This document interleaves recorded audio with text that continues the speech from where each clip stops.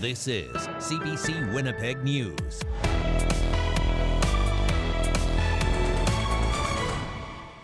Good evening, thanks for joining us. A man is dead after being shot Sunday evening by Winnipeg police. It happened in the parking lot of a shopping centre in Unicity after police say the suspect stabbed an officer in the throat. Part of the incident was caught on video. As CBC's Josh Crabb reports, the officer's actions are now under investigation. And a warning, this report contains details some viewers may find distressing and video of a person being shot. A large police presence following a deadly shooting after 5 Sunday night. Winnipeg Police Service Acting Chief Art Stannard says officers were dealing with a man in this area surrounding a bus shelter when the man stabbed an officer in the throat with an edged weapon. At this time, officers told the male to drop his weapons, and shortly after, a use of force encounter happened, where officers discharged their weapons. The man was taken to Health Sciences Centre where he was pronounced dead. The officer stabbed was also taken to hospital, but police say their member is now stable and has been released. Police wouldn't say whether the officer stabbed was involved in the shooting. Video circulating widely on social media doesn't capture the whole incident. It shows 2 officers with their guns pointed at a man standing just outside a bus shelter. Officers can be heard telling him to drop the knife before shooting him multiple times. Put it down, man. Drop it. Put it down. Ian Scott, a former director of Ontario's Special Investigations Unit, says investigators will have to determine what was in the minds of the officers before they pulled the trigger.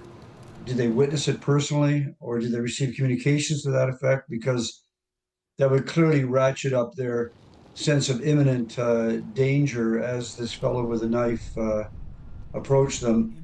Former West Vancouver Police Chief and former BC Solicitor General Cash Heed says the officers will have to justify why they used lethal force. And were their lives in imminent danger based on what the suspect was doing at the time, not what the suspect did previously. The bus shelter was still surrounded by police tape Monday. Some shoppers told us they feel safe around here, but others expressed concerns about theft and personal safety in the wake of Sunday's stabbing and shooting. It's horrible. Like, I feel terrible for the people that are involved, and it makes me feel kind of unsafe. I mean, it's a growing issue, right? I mean, that's why they have security people all the time. That's why, you know, the liquor mart has, you can show your ID before you go in. Winnipeg police say they can't give much more information, only that its members were at Walmart before the incident happened. Manitoba's police watchdog, the Independent Investigation Unit, is looking into what happened. Josh Crabb, CBC News, Winnipeg.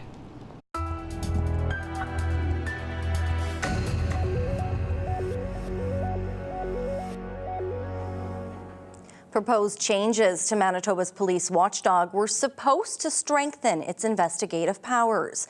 But CBC has learned that 3 years after new legislation was introduced, it still isn't law and nothing has changed. The I-Team's Kristen Annabelle has more. It's just a real tragedy. You know, I miss him terribly. There isn't a day that goes by where Jerry Singer doesn't think about his younger brother, Bradley. Singer was fatally shot by police at his home on Magnus Avenue after officers attempted to take him to hospital for a non-voluntary examination under the province's Mental Health Act. The Independent Investigation Unit, which investigates all serious incidents that involve police, is still looking into his death. Bradley's family is concerned that changes proposed in 2021 that were supposed to fix problems with the unit still haven't happened. Well, I think it says it all, you know, like, they recognize there's a problem. They spend time, you know, studying for solutions, and then they don't implement them. The bill was introduced by the former government in 2021, an amendment to the Police Services Act to strengthen the IIU's powers. The bill would have introduced fines or jail for officers who don't comply with the IIU's requests. It would have forbidden the IIU from seconding active police officers as investigators. It would have required the unit to prepare a public report for each investigation, and it would have required cadets and public safety officers to comply with reasonable requests made by IIU. Zane Tesler was the civilian director when the bill was introduced, and when he left last year, the changes still hadn't happened. It was designed to enhance the powers of the IIU. There's no rational reason why it's sitting there. Manitoba Justice Minister Matt Wiebe said the delay is because of the complexity of the bill, but he is committed to turning this legislation into the law. He's hoping to have the changes in place by early next year, but didn't commit to a specific timeline. Kristen Annabelle, CBC News, Winnipeg. The grandparents of a teen shot by RCMP in Norway House say they're devastated. Elgin Muskego was shot by RCMP on Friday. Police say the 17-year-old had an edged weapon and was coming towards some officers. His grandma says he suffered from mental health issues, including drug use. She says the family is devastated. It's been so difficult without him, without seeing him here. He wouldn't be here right now. If he was alive, he'd be in my home. I don't know why it was necessary to kill him, to shoot him. Manitoba's police watchdog has taken over the investigation. Norway House says it's also working on its own probe into his death. Dozens of people took to the streets today to mark International Day for the Elimination of Violence Against Women. They drummed, sang, and carried signs which said, "We have a right to safety." It's part of 16 days of activism. People gathered first at the Canadian Museum for Human Rights. Kim Diamond of Clan Mothers says family violence has brought this city to its knees. Diamond hopes to help change that. In order to break the cycle of violence, someone has to take charge of ending the abuse. And a lot of us mothers haven't had the ability or the knowledge to know that we could walk away. We stay for the kids. We stay, maybe our husband will change or our partner will change. And when that doesn't happen, I had to take responsibility myself. She says since leaving an abusive relationship, she's been able to help her son heal.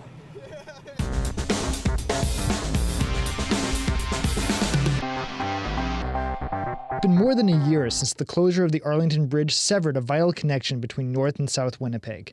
Now, an engineering report estimates it will take 6 years and cost more than $166 million to replace. That's almost half the $320 million the city thought it would cost 5 years ago. Engineering manager Brad Nearink.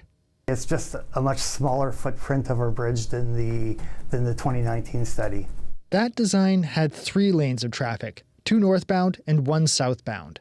The new one has just 2 lanes. The city had hoped to extend the life of the existing bridge, but an assessment earlier this year found that wouldn't be possible. Nearink said the closure has had major impacts on alternative routes like the Slaw-Rebchuk Bridge and the McPhillip Street Underpass. What it's done is it's increased the length of the rush hour in the morning by an hour and the length of the rush hour in the afternoon by 2 hours. And the intersection is about 25% over capacity. Mayor Scott Gillingham says the lower cost is great, but still beyond the city's budget alone. That's why we talk about the need for a new funding model from the province of Manitoba. This project also competes with, in a way, other important infrastructure projects, including the need to redo the St. James Bridge. City Councillor Ross Eady says the project is not just important to people living in the North End. This is all of North and Southwest Winnipeg. I heard some people calling the McPhillips Underpass a parking lot, and the 5,000 extra cars on Salter, it's only going to get more. The new Arlington Street Bridge will end somewhere between Dufferin and Stella Avenues. That means the city will need to acquire 17 properties. It will also mean closing Dufferin Avenue here at Arlington Street. Whether or not the city funds the construction of the new bridge, the existing one will need to be demolished. That work will need to be done in stages in coordination with the Canadian Pacific Railway. Cameron McLean, CBC News, Winnipeg. Well, this falling and blowing snow is wreaking havoc on some roadways in the province, causing a number of closures. Highway 10 from Ethelbert south to Riding Mountain Park closed Monday afternoon due to icy conditions. Drifting snow causing a number of problems along multiple roadways. Portions of Highway 5, 68 and 20 were also closed. For the latest closures, head to manitoba511.ca. Perfect time to bring in Riley Lachuk. Riley, lots of snow conditions out there all day in different parts of the province. Yeah, in Winnipeg, what we didn't get yesterday is certainly making up for that today across our neck of the woods here in the Red River Valley. You can see still some light snow along Highway 6, 7, 8, 9, and we did see some of that through the city on and off throughout the afternoon hours today. Back to the west, though, partly cloudy skies in the Brandon region this afternoon, and some of that snow off into northwestern Ontario as well. So daytime highs today, we did get to -6 earlier today in Winnipeg, but some much cooler air back to the west, and we're looking at temperatures really cooling down as we get into the next several days, particularly in Westman. -9 tonight in Winnipeg, around -9, and we know we've been kind of ebbing and flowing over the last few hours across the Red River Valley. We do have a risk of patchy fog into the overnight hours first thing in the morning, and Brittany looking at a -5 high tomorrow afternoon, significantly colder temperatures in your long range, which I'll have coming up. All right, thanks, Riley. You're welcome. We have much more local news still ahead. You're watching CBC Winnipeg News. Stay with us.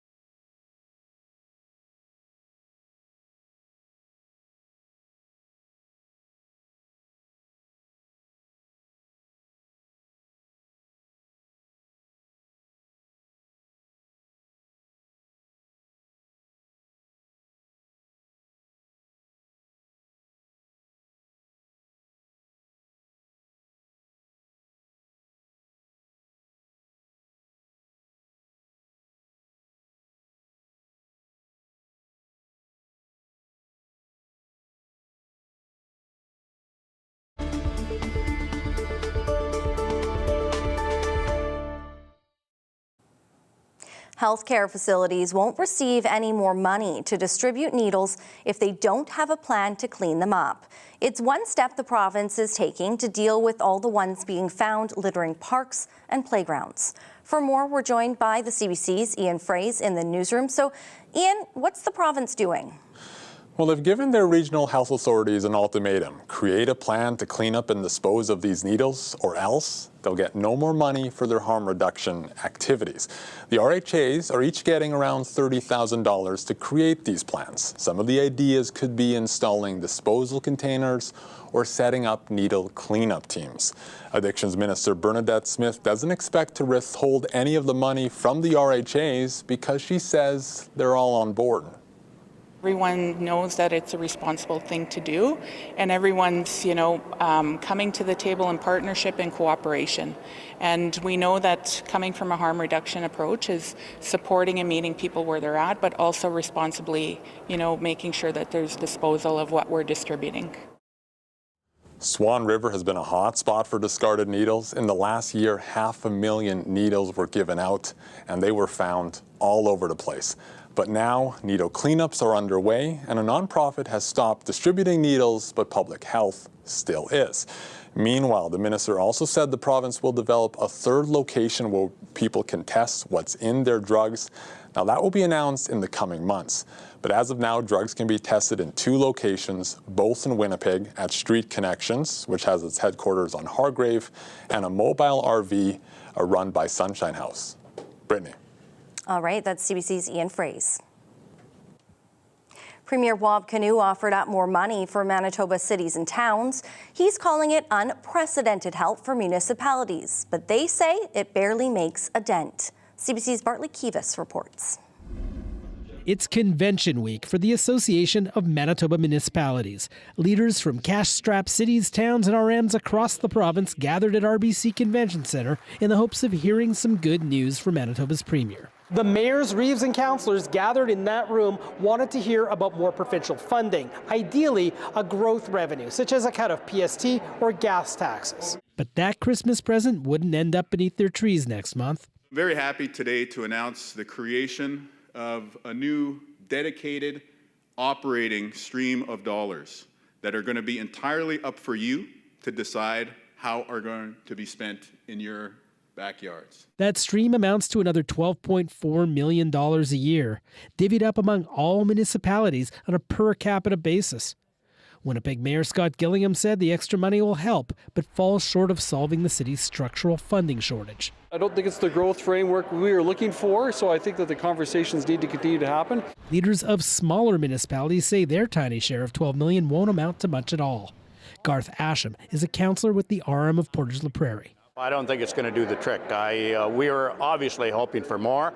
Maybe they'll free up a little more money yet, but right now it's disappointing as far as we're concerned. The PC opposition says it isn't even extra money. They say municipalities are just getting back the money cut from a provincial infrastructure fund. Municipal leaders are happy about one thing. The new money will flow on January 1st instead of being set aside for the next provincial budget year. Bartley Kivas, CBC News, Winnipeg. RCMP are asking for the public's help in a case involving a suspicious death in the RM of Rockwood. On Thursday, Mounties were called to a property off Highway 7 after human remains were found. Police believe the person died within the last month. In an update provided today, RCMP say officers believe a car was taken from the property at some point in the last few weeks. They're asking for the public's help in finding it.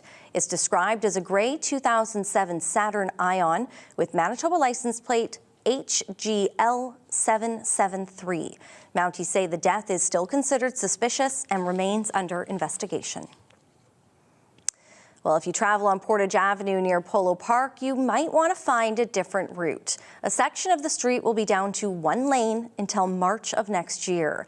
Westbound Portage Avenue between Strathcona and Empress Streets will be reduced to 1 lane starting today. The closure will allow Manitoba Hydro to replace 2 underground chambers that contain electrical equipment. The work needs to be done over the winter to reduce the risk of water entering the site and damaging the equipment. 1 transit stop will be cancelled during construction. The city is warning of delays and asking motorists to find alternate routes if possible.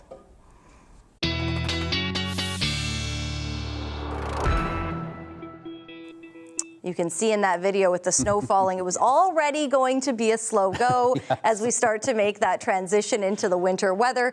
This is really only going to make it even slower for a lot of people. I took a ruler outside on the lawn, just outside of our door here. Early this afternoon, there was already a half a centimeter of snow on the ground where there wasn't when I got into work this morning.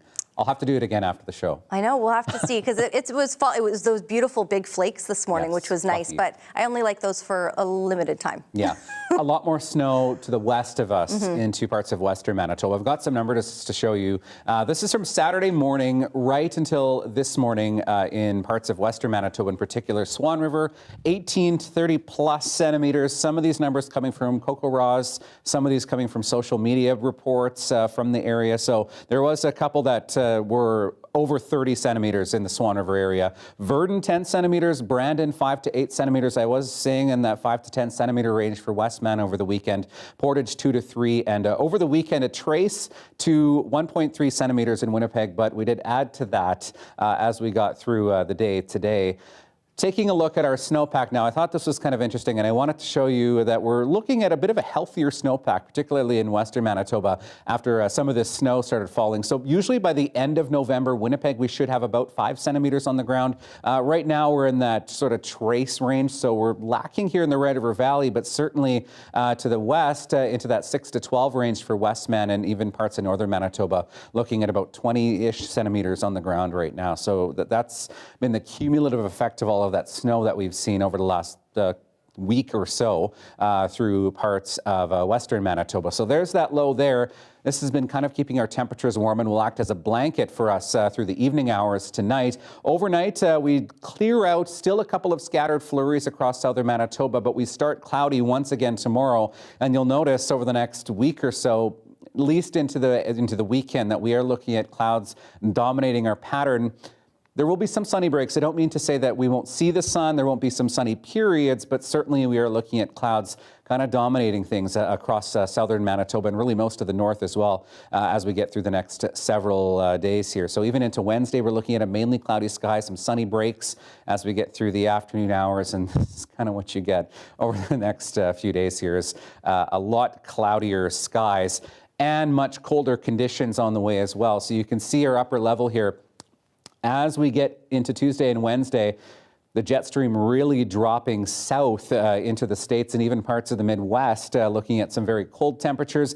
These temperatures, these blues here are minus 20s to minus 30s to start the day on Thursday for parts of Saskatchewan. Not that cold in Manitoba, but certainly we are going to be dipping a lot colder than normal as we get Thursday into Friday. Those are our two coldest mornings. Into Saturday, Sunday, we do start to get a bit of a reprieve, but certainly still looking at temperatures below seasonal for this time of the year. Speaking of, starting minus 20s along the western edge of the province in Swan River and Melita. In Winnipeg, I think we're starting at a minus 8 tomorrow morning, maybe minus 9. We're going to be right around that mark overnight. Minus 5s for the next couple of days. Brittany, chance we could see some flurries rolling through early Thursday, and then temperatures like this stick around for the weekend. So enjoy the warm next few days. Yes, exactly. Thanks, Riley. You're welcome. We have much more to come after the break. You're watching CBC Winnipeg News. Stay with us.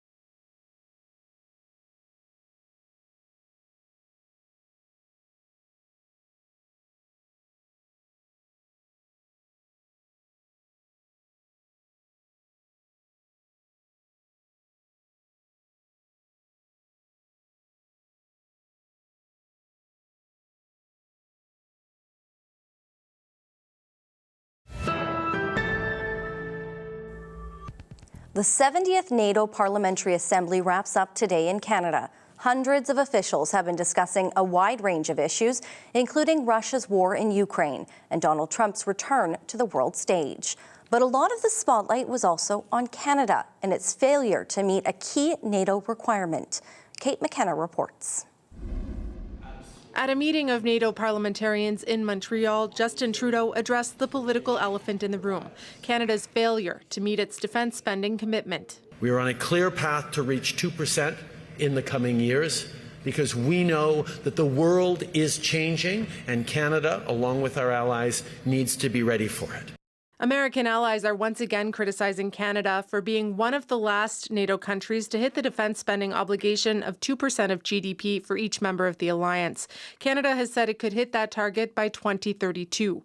Adding to the pressure, Donald Trump has said he wants all NATO countries to commit to 3%. I do not speak for the President of the United States, the President-elect of the United States.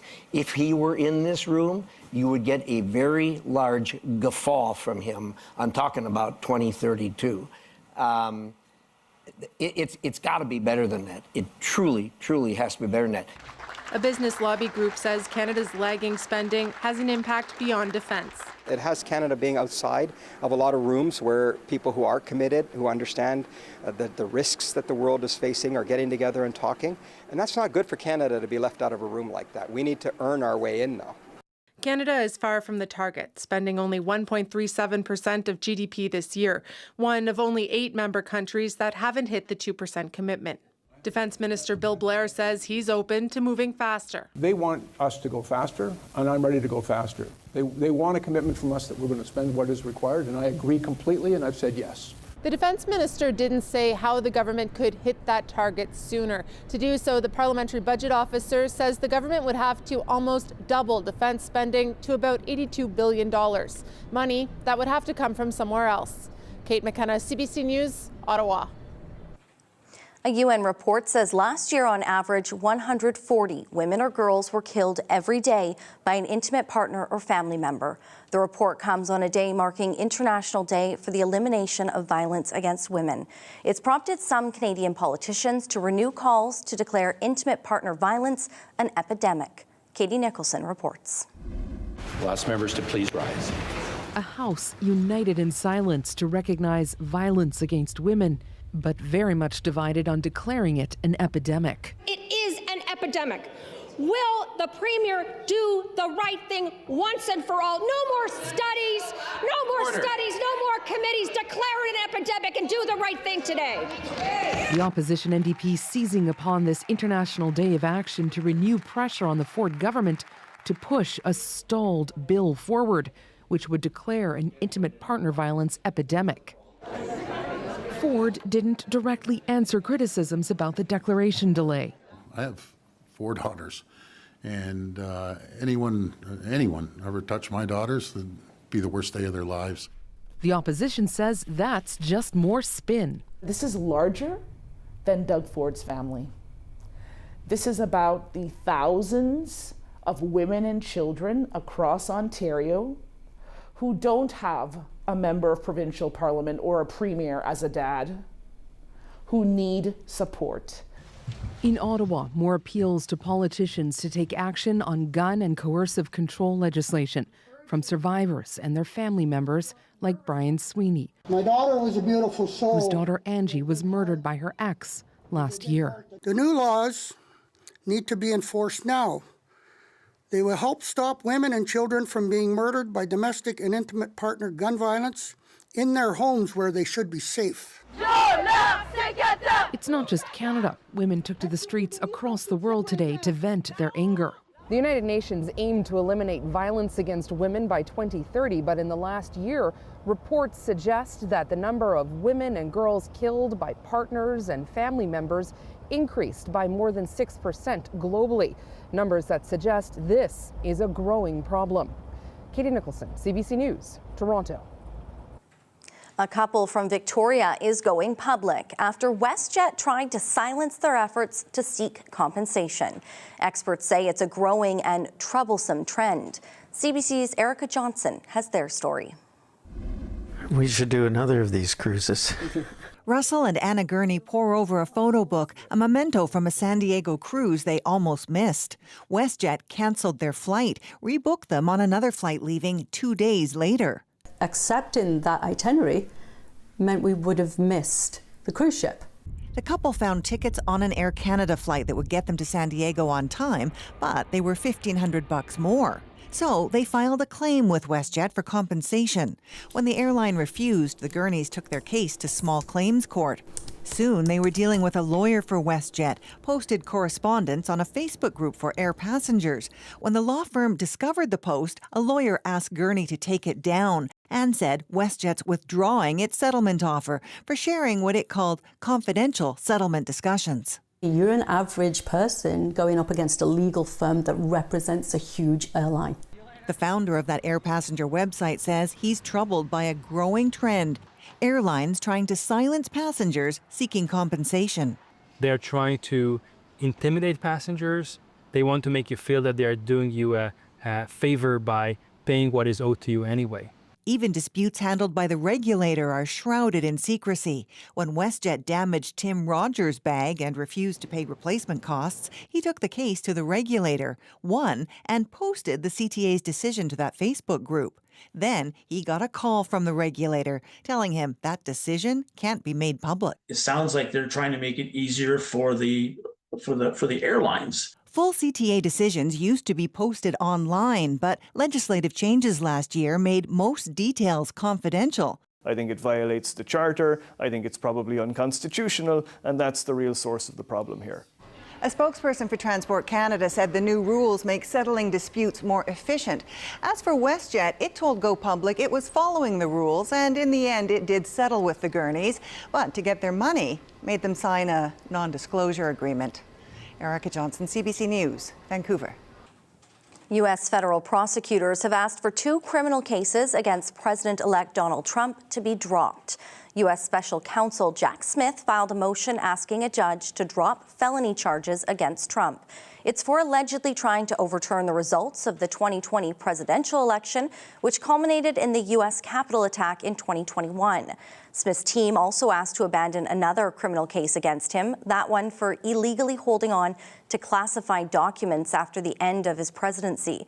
They say both cases are being dropped because of a long-standing Justice Department policy that a sitting president can't face criminal prosecution. But they added it does not change the gravity of the alleged crimes, the strength of the government's case, or the merits of the prosecution. Trump's team is calling today's developments a major victory for the rule of law. And just this evening, Trump says he will impose a 25% tariff on all products going into the United States from Canada and Mexico. He says it will be one of the first of many executive orders. Trump says the tariffs would remain in place until the 2 countries clamp down on drugs, particularly fentanyl, and migrants crossing the border illegally. A ceasefire deal between Israel and Hezbollah in Lebanon appears to be within reach. The Israeli ambassador to Washington says it could happen within days. And another Israeli official says the cabinet will meet tomorrow to discuss it. The CBC's Tom Perry has the latest on the possible deal. This is a U.S. brokered ceasefire agreement. We've seen Amos Hochstein, that's the U.S. envoy. He's been here in Israel, he's been in Lebanon, trying to bring the 2 sides together. We saw Josep Borrell, the EU's foreign policy chief in Beirut, talking about the importance of the deal, talking as well, though, about obstacles, how some people don't want a deal. Now, he didn't name names, but Itamar Ben-Gvir, that's Benjamin Netanyahu's far-right national security minister, he went on social media today and he said that Israel was passing up what he called an historic opportunity to eradicate Hezbollah, and he says that we must continue until absolute victory. So there is some reluctance on the part of some members of Benjamin Netanyahu's government. He may hear about that when he meets with his cabinet. This this war between Hezbollah and Israel, there's been over 3,000 people killed in Lebanon through Israeli airstrikes and the Israeli ground incursion into southern Lebanon. Here in Israel, there have been 44 civilians killed in rocket strikes, and there have been 71 members of the Israel Defense Force killed in skirmishes in southern Lebanon. On top of that, there's been 60,000 Israelis forced out of their homes by the incoming rockets from Hezbollah that they've been launching into Israel since really the day after Hamas's October 7th attack. So we are moving forward on this front. As I said many times, our goal was very clear, which is to push Hezbollah north of the Litani River. We haven't finalized it, but we are moving forward. I assume that the cabinet will meet today or tomorrow to discuss it.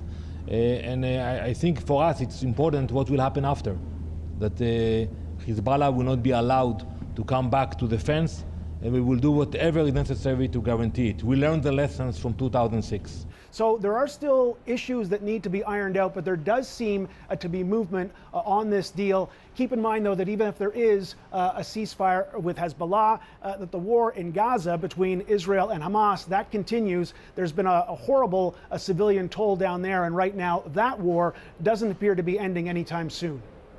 Tom Perry, CBC News, Jerusalem. Heavy rain flooded areas of Gaza overnight where people had been living in tents.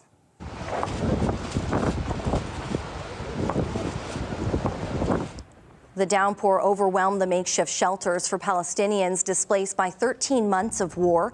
Many people have been uprooted several times during the conflict between Israel and Hamas militants. The Hamas-run media office says 80% of the tents issued during the war are now unusable.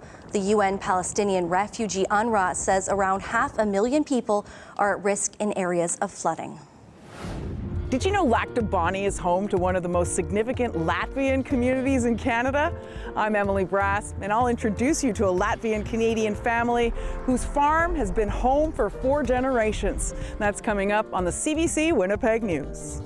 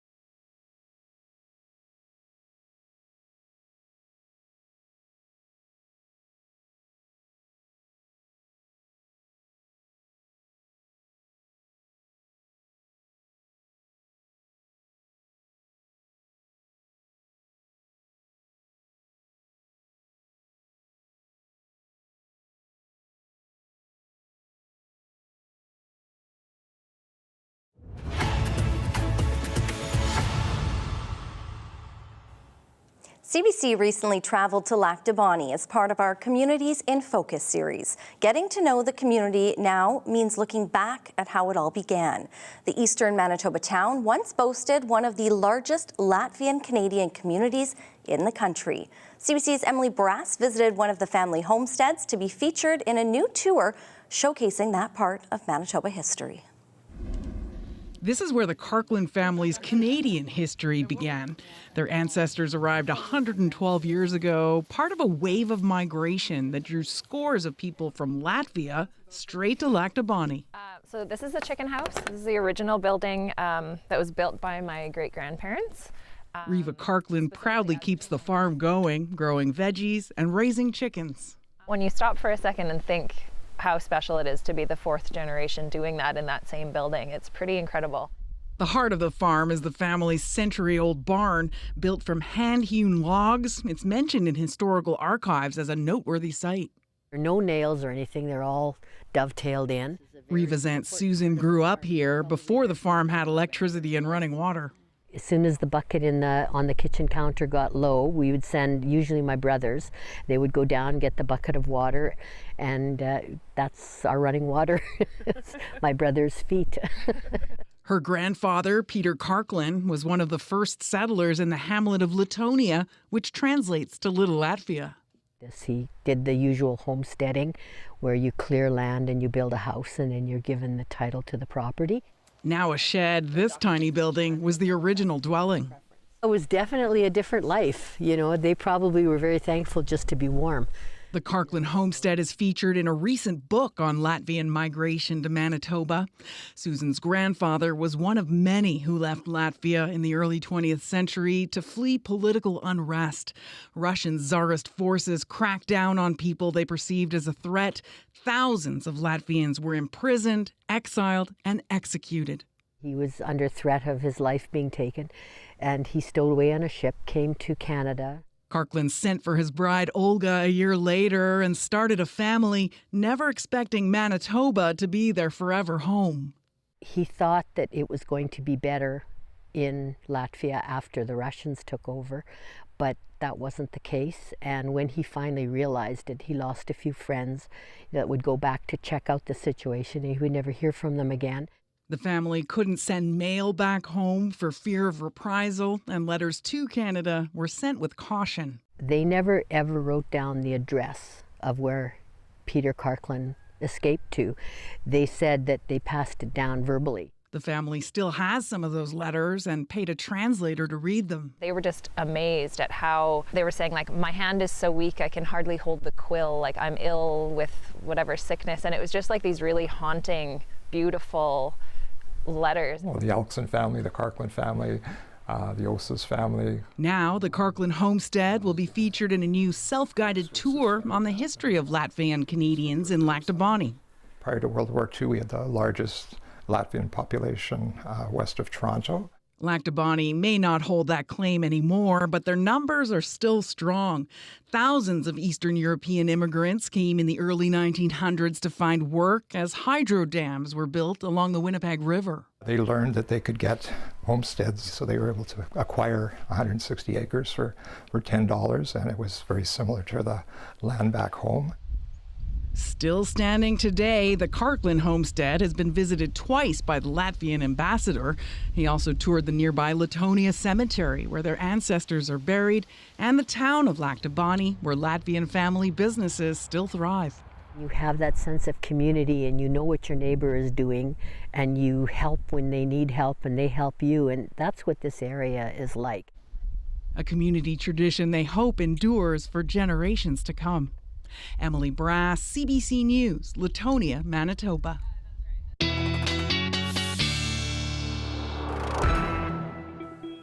So many amazing tidbits of history all over the province. Exactly. And right now, all over the province, snow. Yeah. In many parts. And more to come? Yeah, a little bit more snow yet to come, scattered in nature across southern Manitoba, Brittany, really centered on the Red River Valley. And like I was saying earlier, that corridor, Highway 6, 7, 8, 9, looking at some maybe icy driving conditions into the overnight period tonight. Maybe a bit of an icy dog walk tomorrow morning, too, especially with some of this fresh snow that we've seen falling through the afternoon today. So we are looking at a mainly cloudy day to start the day tomorrow for your dog walk with your dog walking forecast. And light winds as we get into the day tomorrow as well. This is Jack. Thank you, Marin, for sending this picture in. You can send yours to talkback@cbc.ca. So as mentioned, yes, we're looking at some clouds. We'll get to maybe see some sunny breaks in that, but the clouds really do dominate our weather for the next several days. Like I said earlier, doesn't mean we're looking at not a few sunny breaks, but certainly we are looking at some clouds and some sun mixing into that -5 by 4 o'clock tomorrow afternoon. So here is what's left of that area of low pressure as it continues to slide a little bit toward the southeast. High pressure. And this is what's going to be the main driver for some of that cool air as this low this high pressure kind of gets stalled out over the territories. And yes, we're still seeing some pretty significant wind and some precipitation along the west coast and even back into Ontario, looking at some snow and some rain for parts of northern Ontario as well. So your forecast for the night tonight, at least, we are looking at skies clearing, particularly through Westman. I think we're still looking at a mainly cloudy overnight period tonight with a few scattered flurries remaining into the Red River Valley. -9 in Kenora, -23 in Verdon. So quite a spread of temperatures from east to west across northwestern Ontario into Manitoba. -17s, -18s into northwestern Manitoba, and a couple of stray flurries through places like Thompson into Gillam. Mainly cloudy again tomorrow. Again, clouds feature quite prominently in our forecast for the next several days, really across the province. By the time we get to the afternoon, we are looking at maybe a couple of breaks in that cloud, particularly in far northern Manitoba. -14 in Lynn Lake, -12 in Churchill, -12s as well for Flin Flon and the Paw. Into southern Manitoba, winds really do lighten up. I know we've seen some winds gusting up to 50-ish through parts of Westman today and even into the Dauphin region. We do start near -20, getting up to -14 in Brandon by lunchtime, barely cracking -10 really across the southern southwestern parts of the province, with a little bit of sun mixing in by the time we get to the late afternoon. But back into the Red River Valley, looking at mainly cloudy skies sticking around, -5 in Winnipeg by the afternoon hours, -4s and even a couple of scattered flurries, Brittany, yet to come into northwestern Ontario. All of your 7-day forecast and some weather pictures coming up. Love it. Thank you, Riley. You're welcome. Well, the Spirit of the Bison Day was held at the University of Manitoba over the weekend. It's a day that celebrates Indigenous culture and honors the bison, a symbol of respect, pride, and Indigenous identity. It's also the symbol worn by athletes on campus. University basketball goers were treated to performances by Indigenous dancers, drummers, and singers Saturday. This event is called Spirit of the Bison. So this is our 4th annual that we've hosted here at the University of Manitoba. And what that is we want to bring sport and culture together, specifically the Indigenous culture, and really bring forward that Indigenous spirit of the bison. Being here at the University of Manitoba, we wear the bison, and we really want to bring those Indigenous teachings and the Indigenous culture here with the event. Spirit of the Bison is all around our bison sport games. So we have normally the bisons play every weekend. And what we've done is, although those games are going on, we wanted to infuse the Indigenous culture in those games going on. And certain things that we have going on during those games is, it's called Head of the Herd. And that's where we have our little mini bisons come in and be, big bisons for the day. So we have young Indigenous athletes that are going to be a part of the team for the day and are going to be able to experience what it means to be a University of Manitoba bison.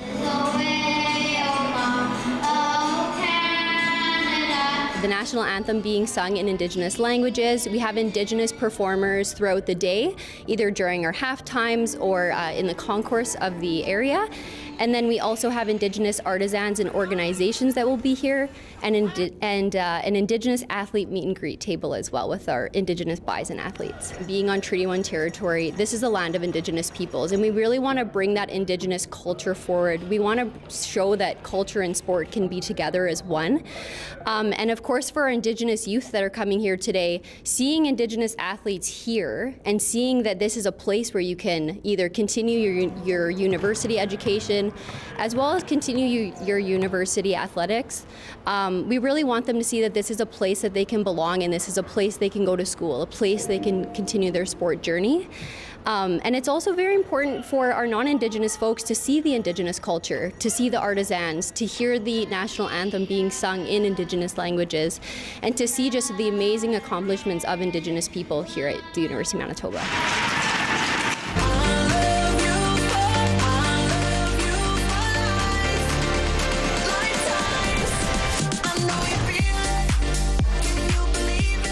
Katy Perry is bringing her Global Lifetimes tour to Canada next summer, and she's making a stop here in Winnipeg. The pop icon performs at Canada Life Centre on July 29th. Tickets go on sale this Friday.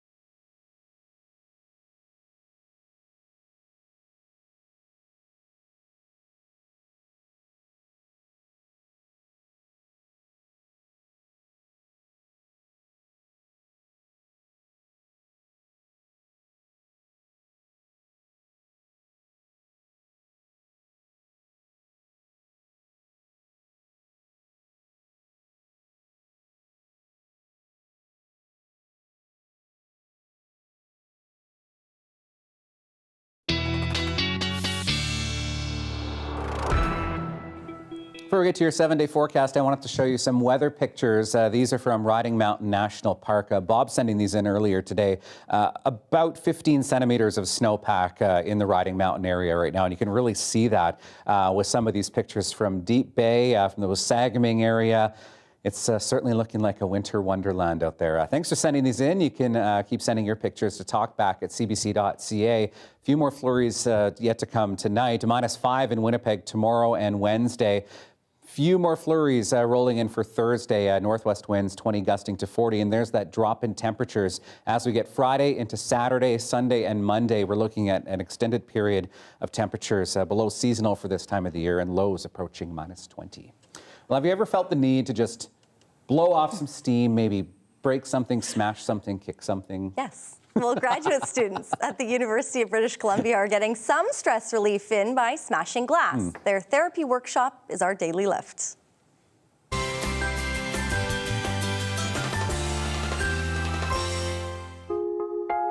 I've been doing glass blowing since I was 13. Destructive therapy is something that's been part of my life forever. It's a weird mix between school and work. I think stress relief is kind of self-explanatory for grad students. We have a lot of responsibilities with our research. As you go through your schooling and maybe your career, you get better at managing stress. Recognize that you have it and do something about it. Maybe smash some glass. Anybody else want to throw another one? No judgment. Let things loose a little bit.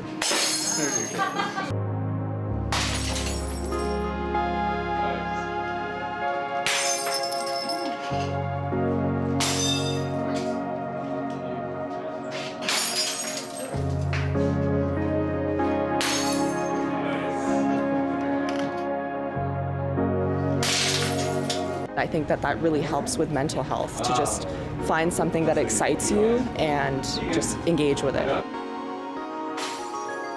They all run into the same issues. The exams come up. Managing your stress is important. Being aware that you are stressed, admit it, and step forward and try to do something about it.